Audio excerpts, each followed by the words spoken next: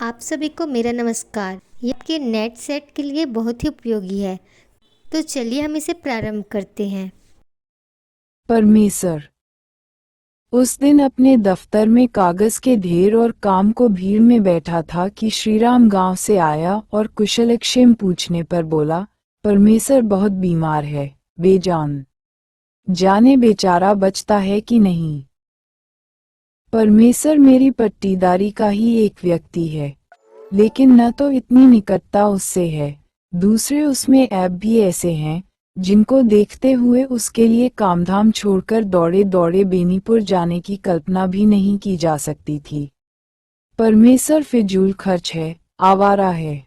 सारे घर को उसने बर्बाद कर दिया, कर्ज पर कर्ज किया, पुश्तैनी जमीन बेच ली, और अंत में उस साल उसने अपनी बीवी के गहने बेचकर गांजा में फेंक दिए।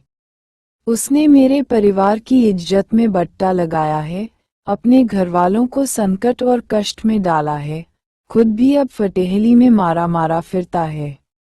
कमबख्त मरे, ऐसे आदमी का मरना ही ठीक। मैंने इस तरह के तर्कों से अपने मन को संतोष दिया और फिर काम में लग गया। किंतु ज्यों ही शाम हुई, काम की भीड़ छटी, थोड़ा निश्चिंत हुआ, परमेसर का ध्यान फिर आया और रात को ही स्टीमर से घर के लिए रवाना हो गया। यही है परमेसर का घर। पुराने चौपार मकान के बदले ये राम मनड़ैया। एक ही राम मनड़ैया, वही चौकिया घर, भंडार घर, शयन घर। उसी में उसकी माँ रहती और उसकी पत्नी भी, भाई भी, बाल बच्चे भी। बूढ़े पिताजी उसी के ओसारे के एक कोने में, और दूसरे कोने में ये परमेसर पुआल पर पड़ा है। एक पुराने फटे चिटे दोहर से हवा के लिए आड़ कर दी गई है। उसे भीषण रोग ने पकड़ा है, अतिसार। 104 डिग्री का बुखार और दस्त पर दस्त हुए चले जा रहे हैं। सारा वातावरण गंदगी और बदबू से ओतप्रोत।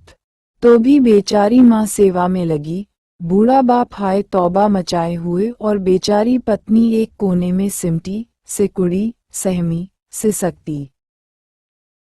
अतिसार क्यों हुआ? इधर खाने पीने में दिक्कत थी। कई जून का भूखा था। एक सज्जन शकरकंद खोद रहे थे। उनके पास हंसते हुए गए और हंसी हंसी में कच्चे शकरकंद पेट भर दूंस लिया। शकरकंद पचे नहीं, दस्त खुल गए, बुखार दौड़ आया। वह अर्धचेतन पड़ा है। कभी कभी मुश्किल से आंखें खुलती हैं।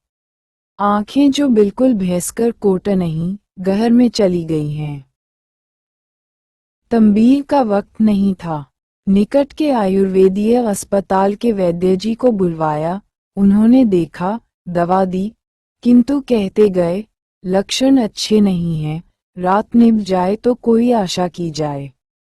वह रात नहीं निभी। परमेसर चलता बना, घरवालों को रुलाकर, गांव वालों को अफसोस में डालकर। गांव वालों को सिर्फ उसी दिन अफसोस नहीं हुआ।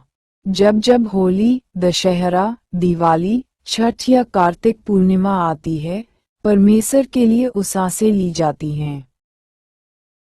निस्संदेह परमेसर आवारा था, किंतु उसकी आवारागर्दी एक ऐसी आग थी जो खुद को जलाती है, लेकिन दूसरे को रोशनी और गर्मी ही देती है। बचपन में हम सबके साथ पढ़ने बैठा, तेज था, किंतु पढ़ा नहीं। बड़ा, गोरा, छरहरा नौजवान। एक अच्छे घर में शादी हुई उसकी। कालक्रम से बच्चे भी हुए। उसके पिता बिल्कुल सुधुआ थे। अतः सयाना होते ही घर का मालिक बन बैठा। घर की बागडोर हाथ में आते ही मन की बागडोर ढीली कर दी, मन की, हाथ की। रोज पेटियां जाता, जब तब शहर जाता, हर मेले में जरूर ही जाता, मौका मिले तो तीरथ की दौड़ भी लगा आता। उसके ही लायक कुछ दोस्त भी मिले उसे। गांजे के दम लगने लगे। पैतृक संपत्ति स्वाहा होती गई। एक दिन ऐसा भी आया कि परमेसर बिल्कुल अकिंचन हो बैठा। किंतु यह अकिंचनता उसके स्वभाव में परिवर्तन नहीं ला सकी। गांजा छूटा, भांग की चिलम जलने लगी। मेरी और भांग को कोई पूछता नहीं, इधर उधर सब जगह उसका जंगल सा लगा रहता है। परमेसर जंगल से खूब दिलदार पत्तियां चुनकर लाता, सुखाता, संजोकर रखता, खुद पीता, यारों को पिलाता। उसके दरवाजे पर हमेशा एक ढोलक और कई जोड़े इराल बने रहते। शाम हुई नहीं कि परमेसर की राममैया गुलजार हुई। 12 मास 24 पख उसके दरवाजे पर मंगल मचता। भले ही कई कई दिन तक भरपेट भोजन नहीं नसीब हुआ हो, किंतु इससे गाने बजाने में कोई अंतर नहीं आता। रसिक स्वभाव। दरवाजे पर फूल के कुछ पेड़ जरूर लगे होते और एक बड़ा, गांव भर से ऊंचा, महावीर झंडा हमेशा लहराता रहता वहां। गांव के बड़े बूढ़े उसकी निंदा करते, भर्त्सना करते, गालियां तक देते, किंतु बच्चों और नौजवानों का झुंड हमेशा उसको आगे पीछे दौड़ा फिरता। खेत में तोरी फूली की परमेसर की होरी पहुंच गई। सरसों का पीला फूल देखते ही परमेसर ने होली गाना शुरू कर दिया। और जिस दिन वसंत पंचमी हुई, उस दिन से तो मानो उसे बदमस्तियों का लाइसेंस मिल गया। पेट काट काट कर पैसे बचाकर रखता इन दिनों के लिए। डफ पर नया चमड़ा चढ़वाया गया, झाल में नई डोरियां लगाई गई, ढोलक पर नया गद दिलाया गया। शाम से ही जो होली शुरू होती, आधी रात के बाद भी हाहा हुहू से गांव में कोलाहल मचा रहता। और ऐन होली के दिन भोर से ही परमेसर के दरवाजे पर तैयारियां देखिए। भैंस का दूध कहीं से किसी तरह ऊपर करता, चौनी न हो तो गुड़ ही सही। बड़ी हसल पर भांग की पत्तियां लोने के लोने पौसता पिसवाता, उन्हें पानी, दूध और गुड़ में मिलाता, खुद छक छक कर पीता, यारों को पिलाता। फिर उन्हें लेकर गांव में निकलना, चाहे गुरुजन हो या छोटे बच्चे जो उनके सामने आए, उन पर कीचड़ पड़ी। कोई नाराज हो या गालियां दे, परमेसर को क्या परवाह। होली के दिन की गालियां तो आशीर्वाद होती है ना। गांव भर को भथ फूट कर वह सरेह में निकलता। जो पथिक उस दिन मेरे गांव की सीमा से निकले, उसकी तो दुर्गत ही समझिए। कीचड़, गोबर, पानी बस सिर से पैर तक उन्हें नहलाया गया। इस कीचड़ उछाल में अजब धमाचौकड़ी मचती। कोई इधर भागा जा रहा, कोई उधर दौड़ रहा, ललकारे दी जा रही, हंसी के फव्वारे छूट रहे। इस तरह दोपहरिया आए, तब सब पोखरे में पहुंचे। वहां खूब उभक चुभक हुई। तब घर भोजन करके परमेसर को होली मंडली तैयार हो गई। परमेसर अपने हाथ में डफ लेता। नशे के मारे आंखें लाल बनी हुई और अबीर से उसके चेहरे और शरीर ही की क्या बात, सिर के बाल तक लाल चन रहे। चींच में परमेसर का डफ, चारों ओर झाल, करताल, झांझ लिए गाने बजाने वाले, जिन्हें अपार दर्शक घेरे रहते। परमेसर क्या सिर्फ डफ ही बजाता? निस्संदेह उसके हाथ ताल पर डफ पीटे जाते, किंतु उसके तो अंग अंग मानो गा बजा रहे। उछलता, कूदता, नाचता, हाहा करता, परमेसर केंद्र में ही नहीं था, वह इस साज सज्जा का पूरा केंद्र बिंदु था। गांव के धनी गरीब एक एक के दरवाजे पर गाता, बजाता, स्वांग करता। अंत में वह शिव मंदिर जाता और वहां से बड़ी रात बीते चैता गाते लौटता। परमेसर के बाद भी गांव में होली होती, किंतु वैसा रंग कहाँ जम पाता। यूं ही दशहरे की 10 रातों में वह गांव में कोलाहल मचाए रहता। मेरे गांव में इन 10 रात में ओझा लोगों द्वारा भूत खेलाने का रिवाज था। अब करीब करीब खत्म हो रहा है, किंतु इस मृतप्राय चलन में परमेसर ने मानो जान डाल दी थी। अपने दरवाजे पर गांव भर के ओझों को नेवता देकर बुला लेता। बीच में धूप जल रही है। धूप के सामने सातों बहन दुर्गा के नाम पर 7 जगह चावल, सिंदूर और ओढ़हुल के फूल एक पंक्ति में रख दिए हैं। उस पंक्ति के आगे बेत की एक लाल छड़ी है। ओझा लोग गीत गा रहे हैं, झांझ बजा रहे हैं।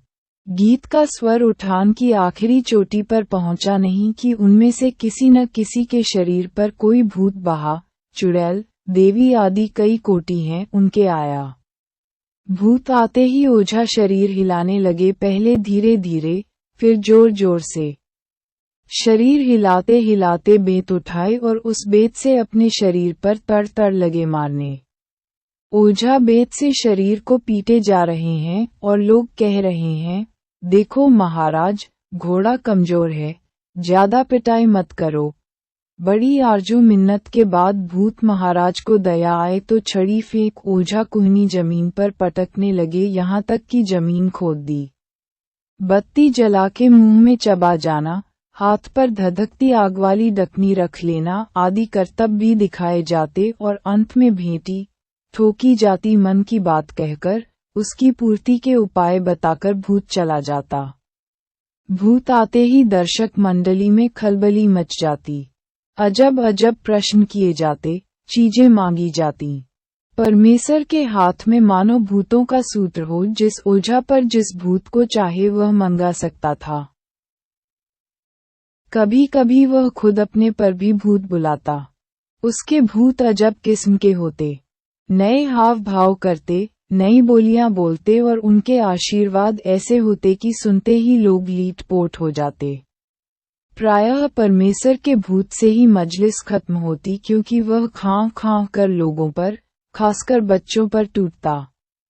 भगदड़ मच जाती, हंसते हंसते परमेश्वर की यशोगाथा गाते लोग घर आते।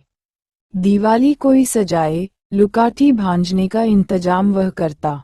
बांस की कोम्पलों के सूख दिवाली कोई सजाए, लुकाठी भांजने का इंतजाम वह करता।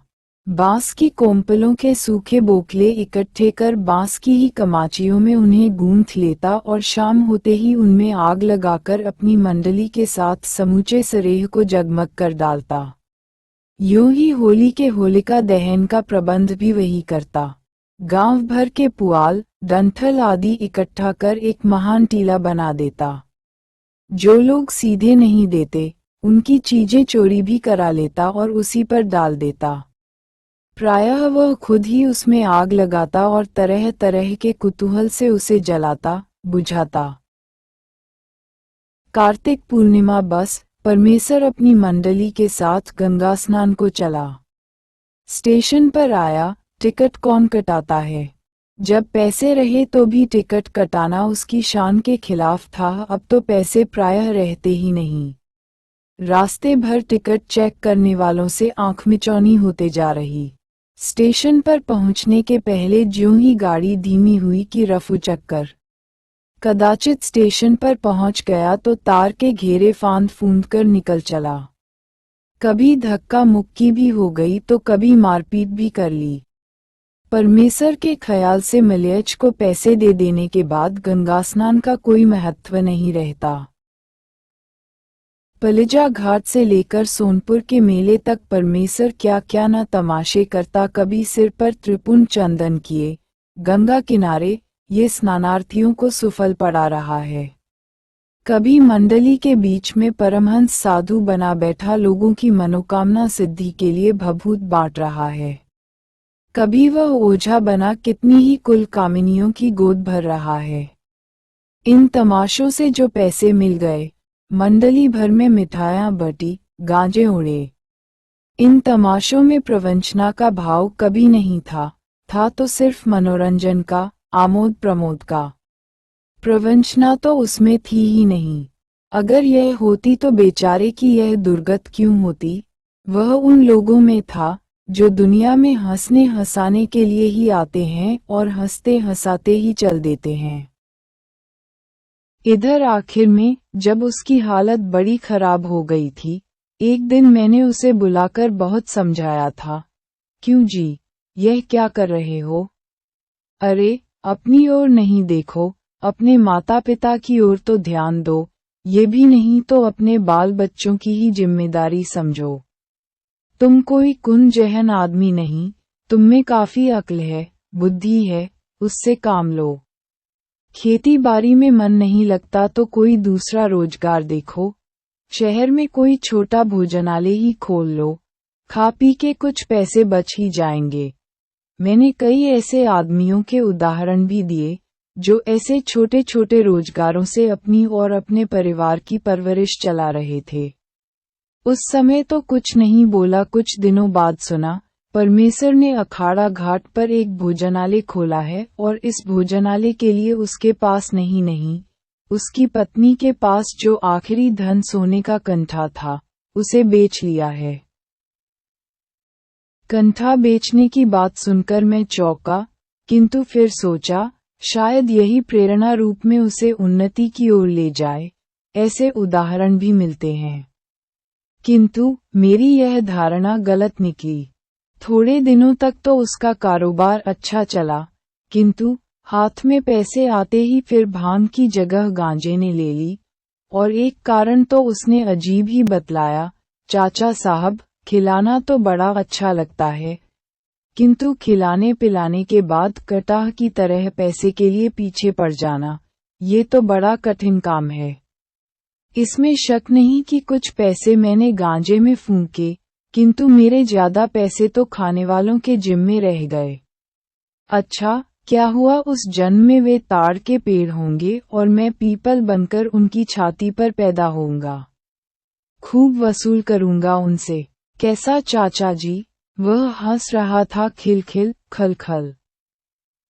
चाचा जी गुस्से में बोले, और उस बेचारी का कंठा तुमने बराबर कर दिया। कंठा क्या होगा? अब तो आप ही कहते हैं, सब लोग बराबर होंगे ना। सबके कंठे होंगे तो क्या आप लोग उसके लिए नहीं बनवा देंगे? और आप लोगों का राज न भी हो तो ये करिया मुसहर की जोरू कौन कंठा पहनती है? चाचा जी, सुख मिलता है या तो तकदीर से या मेहनत से। मेहनत मुझसे बनती नहीं, तकदीर अच्छी नहीं है। फिर भांग पीकर हाहा ही करना और इसी हंसी खुशी में जिंदगी गुजार देना, बस यही मुझसे होगा। मेरे लिए चिंता मत कीजिए। मैं गुस्से में चूर उसे कहने ही जा रहा था कि वह धीरे से उठा और हंसता हुआ, मालिक हैं सियाराम, सोच मन काहे करे, गाता चलता बना, मानो मेरी बुद्धिमानी पर व्यंग्य कसता। धन्यवाद। नेटसेट जेआईएफ टीजीटी पीजीटी पीजी एवं अन्य सभी प्रतियोगी परीक्षाओं से संबंधित ये आप मेरे द्वारा बनाए गए YouTube चैनल हिंदी की दुनिया के माध्यम से आप देख व सुन सकते हैं।